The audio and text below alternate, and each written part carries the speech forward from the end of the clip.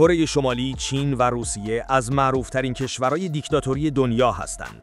یعنی کشورهایی که رهبرشون همه کار است و مردم هیچ آزادی سیاسی ندارن. خاندان کیم از سال 1948 کره شمالی رو گرفتن دست خودشون. کیم جونگ اون هم از سال 2011 رهبر مطلق اونجاست و هنوزم هست. تو چین هم از سال 2013 شی جین پینگ رهبر کشور شد. اون رئیس حزب کمونیست هم هست، حزبی که از سال 1949 تنها حزب چین بوده و هیچ رقیبی نداره. پوتین هم تو روسیه از سال 2000 رئیس جمهوره و هنوز قدرت دستشه. حالا جالبه بدونی این کشورهای دیکتاتوری هم انتخابات میذارن، درست مثل کشورهای دموکراتیک، ولی فرقش اینه که نتیجهش از قبل معلومه. اینجا یه سوال پیش میاد، خب وقتی نتیجه مشخصه چرا دیکتاتورها مردم رو مجبور میکنن تو انتخابات شرکت کنن؟ برای جواب دادن به این باید ببینیم اصلا انتخابات تو این کشورها چه شکلیه و چرا همیشه رهبر اصلی هر چقدر هم ظالم باشه آخرش برنده اعلام میشه. خب تو کره شمالی هم مثل آمریکا هر 4 سال یه بار انتخابات میذارن، ولی فرقش اینه که انتخاباتشون هیچ شباهتی به کشورهای دموکراتیک نداره. مردم بالای 17 سال میرن سر صندوق رای، ولی برگه رای فقط یه اسم روش نوشته شده، یعنی یه نفر انتخاب شده از قبل. تو اون برگه مردم فقط 2 راه دارن، یا برگه رو همون جوری بندازن تو صندوق که یعنی آره موافقم، یا اینکه اسم رو خط بزنن که یعنی نه. اما کسی جرأت نمیکنه نه رأی بده، چون تو کره شمالی مخالفت کردن با رژیم خیلی خطرناکه. حتی ممکنه پلیس مخفی دنبالت بیاد یا بگن دیوونه‌ای. اصلا همین که بری تو اتاقک خصوصی و بخوای مخفیانه رأی بدی خودش شک برانگیزه. بعد از رأی دادن هم مردم رو میفرستن بیرون تا با جمعیت خوشحال و دست زن شادی کنن و وانمود کنن همه عاشق رهبرشونن. شاید بگی خب وقتی همه چیز سوریه چرا مردم زحمت میکشن برن پای صندوق؟ چون باید رأی بدی، اگه ندی سری میشی مشکوک برای حکومت. برای همینم همیشه میزان مشارکت انتخاباتی تو کره شمالی نزدیک به 100%. تو چین هم انتخابات هست، ولی خیلی محدود و کنترل شده. اینجا انتخاب رئیس جمهور اصلاً دست مردم نیست. مردم نمیتونن مستقیم به رئیس جمهور رأی بدن. رئیس جمهور رو فقط اعضای حزب کمونیست و مجلس مخصوص خودشون انتخاب میکنن، یعنی همونایی که خودشون از قبل انتخاب شدن. حالا مردم عادی فقط میتونن برای انتخابات محلی، مثلا روستا یا شهر کوچیک رای بدن. اونم نه هر کی بخواد بیاد کاندید بشه. اول باید از یه فیلتر خیلی سخت رد بشن. حزب کمونیست خیلی سفت و سخت کنترل میکنه که کی اسمش بیاد تو برگه رای. حتی وقتی این مقامات محلی انتخاب میشن قدرت زیادی ندارن. تصمیمای اصلی همیشه دست مقامات حزب کمونیست تو منطقه است. یعنی در واقع انتخابات تو چین هم بیشتر شبیه نمایش و ظاهرسازیه، برای اینکه به مردم بگن ببینید ما هم انتخابات داریم، ولی تو عمل هیچ تغییر مهمی از رأی مردم اتفاق نمیفته. که میشه گفت چین هم یکی از بزرگترین دیکتاتوری‌های جهانه. رهبرش شی جین پینگ از سال 2012 تا الان قدرت رو دست گرفته و همه چی تحت کنترل حزب کمونیست چینه. تو ظاهرش چین رئیس جمهور و مجلس داره، ولی در عمل فقط یه حزب هست، حزب کمونیست. یعنی هیچ رقیب واقعی وجود نداره. هر کسی هم که بخواد مخالفت کنه یا صدای متفاوتی داشته باشه سریع حذف یا ساکت میشه. شی جین پینگ کاری کرده که دیگه محدودیت زمانی برای ریاست جمهوری وجود نداشته باشه. قبلا هر رئیس جمهور نهایتاً 2 دوره میتونست بمونه، ولی اون قانون رو تغییر داد. الان میتونه مادام العمر رئیس جمهور بمونه. رسانه ها و اینترنت کاملاً سانسور میشه. مثلا گوگل، فیسبوک، یوتیوب و خیلی شبکه‌های اجتماعی خارجی تو چین فیلترن. مردم فقط اجازه دارن از نسخه‌های چینی و کنترل شده استفاده کنن. حتی حرف زدن درباره بعضی موضوعات ممنوعه، مثل قتل عام میدان تین آنمن. دوربین‌های مداربسته همه جا هستن. با سیستم تشخیص چهره و امتیاز اجتماعی مردم رو کنترل میکنن. اگه کسی قوانین رو رعایت نکنه از خیلی حقوق محروم میشه، مثل خرید بلیت هواپیما یا گرفتن وام. علاوه بر این، حکومت چین متهمه که با اقلیت‌ها خیلی خشن برخورد میکنه، مخصوصاً با مسلمان‌های اویغور در منطقه سینکیانگ. گزارش‌های زیادی هست که میگن صدها هزار نفر از اونا تو کمپ‌های اجباری زندانی شدن، شستشوی مغزی و کار اجباری میکنن. شی جین پینگ نه تنها تو داخل کشور قدرت مطلق داره، بلکه میخواد نفوذ جهانی چین رو هم بیشتر کنه. پروژه‌های بزرگی مثل کمربند و جاده راه انداخته تا کشورهای دیگه رو هم وابسته چین کنه.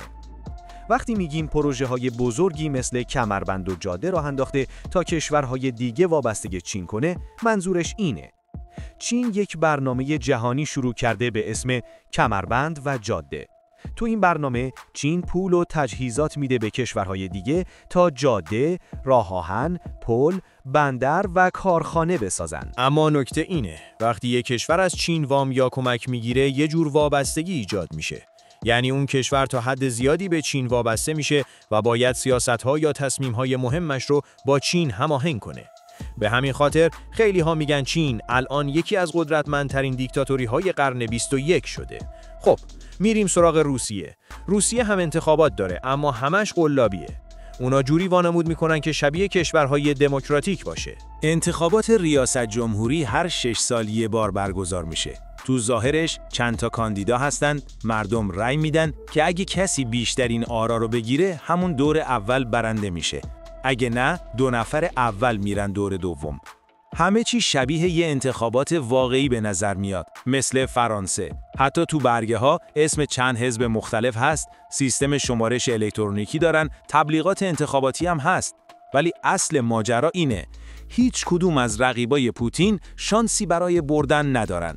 چون اونایی که واقعاً ممکنه تهدیدش کنن اصلاً اجازه کاندید شدن پیدا نمی‌کنن. مثال روشنش الکسی ناوالنی بود. اون بزرگترین رقیب پوتین به حساب می اومد. سال 2018 نذاشتن کاندید بشه. بعدش هم سال 2020 با ماده سمی ارتشی مسمومش کردن. به زور زنده موند و تو آلمان درمان شد. اما وقتی با شجاعت برگشت روسیه، گرفتنشون 19 سال زندان بهش دادن. آخرش هم درست قبل از انتخابات 2024 تو زندان قطب شمال به طور مشکوکی مرد. این فقط بخشی از فشارهایی بود که بهش آوردن.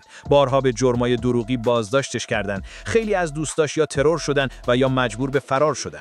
حزب سیاسی خودش هم هیچ وقت اجازه ثبت رسمی نگرفت. ولی حتی آدمایی که به اون اندازه خطرناک نیستن هم اگه نظر مخالف داشته باشن راحت رد صلاحیت میشن. مثل بوریس ناجدژدین که تنها کاندید ضد جنگ تو انتخابات 2024 بود. اول قبولش کردن ولی بعد یهو رد صلاحیت شد. رسانه ها هم کلاً دست کرملینه. همه چی فقط به نفع پوتین نشون داده میشه. رقیبا یا هیچ پوششی نمیگیرن یا فقط تخریب میشن.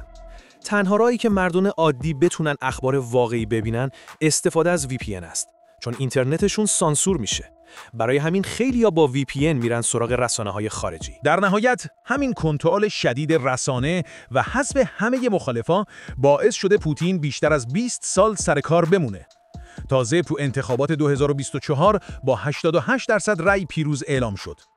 کشور بعدی بلاروسه که بهش میگن آخرین دیکتاتوری اروپا. رئیس جمهورش الکساندر لوکاشنکو هست که از سال 1994 تا الان سر کاره، یعنی بیشتر از 30 سال. انتخابات تو بلاروس هم فقط اسمشه. هر دفعه که رأی گیری میشه اون برنده اعلام میشه. هیچ وقت هم اجازه نمیدن مخالفات درست حسابی شرکت کنن. مثال روشنش انتخابات 2020 بود. خیلیا میگفتن رقیبش سوتلانا تیخانوفسکایا محبوبیت زیادی داشت و احتمالاً میبرد. ولی دولت اعلام کرد لوکاشنکو با 80% رأی برنده شده. مردم باور نکردند و میلیون‌ها نفر ریختن تو خیابون. اعتراضهای بزرگ شروع شد. اما پلیس و ارتش خیلی خشن برخورد کردند. هزاران نفر دستگیر شدند، خیلی‌ها کتک خوردن یا شکنجه شدند. حتی خود سوتلانا مجبور شد از کشور فرار کنه و الان تو تبعید زندگی میکنه. خیلی از رهبران اپوزیسیون دیگه هم یا زندانی شدن یا فراری. رسانه‌ها هم مثل روسیه همه زیر نظر حکومت هستن. هر صدای مخالفی سریع خفه میشه. اینترنت رو هم موقع اعتراضها قطع میکنن که به همین خاطر لوکاشنکو رابطه خیلی نزدیکی با روسیه و پوتین داره. حتی وقتی اعتراضهای 2020 اوج گرفت، پوتین قول داد اگه لازم باشه نیرو بفرسته برای حمایت ازش. به خاطر همین سرکوب‌ها و فساد شدید خیلی از کشورهای اروپایی و آمریکا تحریمش کردن. حالا بریم سراغ جنبندی و مقایسه دیکتاتوری‌ها. کره شمالی، چین، روسیه و بلاروس همگی یه چیز مشترک دارن. مردم واقعاً حق انتخاب ندارن، ولی دولت‌ها انتخابات سوری برگزار میکنن تا وانمود کنن آزادی هست. چرا این کارو میکنن؟ چند تا دلیل داره. یک، نمایش دموکراسی به جهان. وقتی کشورهای خارجی نگاه میکنن، فکر میکنن مردم تو این کشورها حق رأی دارن و حکومت آزاد عمل میکنه. این باعث میشه دولت‌ها راحت‌تر با کشورهای دیگه معامله کنن یا کمک بگیرن. 2. کنترل مردم. انتخابات حتی اگه واقعی نباشن، به حکومت اجازه میدن ببینن بین مردم چه کسانی هستن که ممکنه مخالفت کنن. کسانی که سرشون به تنشون میارزه و محبوب هستن یا حذف میشن یا تحت فشار قرار میگیرن. 3. تبلیغات داخلی. حکومت میگه ببینید مردم رأی دادن و ما محبوبیم. این باعث میشه مردم فکر کنن حکومت محبوب و قدرتمنده و کمتر جرأت میکنن مخالفت کنن. 4. تقویت قدرت رهبر. وقتی انتخابات سوری برگزار میشه و حکومت درصد بالایی رأی میاره، این یه پیام به مخالفا که حریف شدن با ما بیفایده است. اما مشکلش چیه؟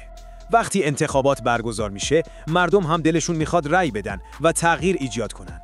این ممکنه باعث اعتراضهای بزرگ، تظاهرات یا حتی شورش بشه. یعنی خطر سقوط حکومت زیاد میشه، مخصوصاً در زمان انتخابات. مثال ها: کره جنوبی 1960 وقتی یه دیکتاتور 100% رای برد، مردم به انتخابات معاونت رئیس جمهور اعتراض کردند و در نهایت انقلاب شد و حکومت تغییر کرد.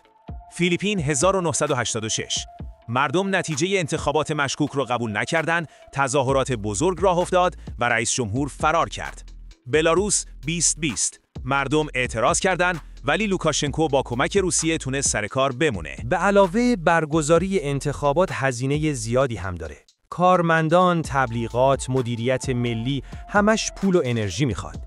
ولی حتی با این هزینه و ریسک، دیکتاتورها بازم انتخابات سوری میذارن چون باعث میشه تو چشم مردم و جهان قوی و مستحکم به نظر برسن. بهشون فرصت میده که مخالفا و رقبای احتمالی رو شناسایی و سرکوب کنن. تبلیغات داخلی و خارجی براشون ایجاد میکنه و تصویر محبوب بودنشون رو تقویت میکنه. خلاصه داستان این که دیکتاتورها انتخابات سوری میذارن تا مردم و جهان فکر کنن آزادی هست، خودشون محبوب و قدرتمند دیده بشن و رقبای خطرناکی رو شناسایی و حذف کنن. حتی با خطر اعتراضها و هزینه‌های زیاد، به نفعشونه چون قدرتشون رو تقویت میکنه.